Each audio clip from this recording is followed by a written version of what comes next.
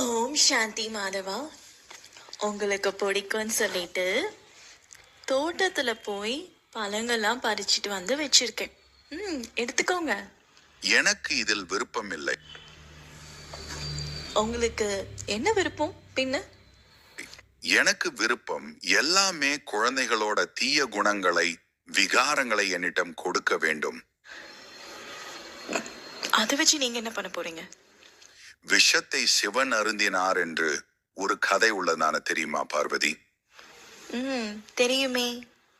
குழந்தைகளிடம் நான் எதிர்பார்ப்பது தங்கத்தையோ வைரத்தையோ பழங்களையோ கிடையாது. குழந்தைகளிடம் நான் எதிர்பார்ப்பது அவர்களின் வாழ்க்கையில் நடக்கக்கூடிய நெகட்டிவ் சிச்சுவேஷன்ஸ், மனதில் தோன்றக்கூடிய அசுத்தமான எண்ணங்கள், இவைனைத்தையும் தான் நான் எதிர்பார்க்கிறேன். யாராவது உங்களை மிகவும் காயப்படுத்தினாலோ அல்லது நீங்கள் யாரையாவது காயப்படுத்தினாலோ அந்த மாதிரியான விஷயங்களை தான் இந்த தட்டில் வைக்கணும். எடுத்துக்கொண்டு வந்து வை பார்க்கலாம். ஓகே, இந்தாங்க. காமம், கோபம், பற்று, பேராசை, அகங்காரம். இப்ப எடுத்துக்கோங்க மகாதேவா. இதைத்தான் நான் எதிர்பார்க்கிறேன்.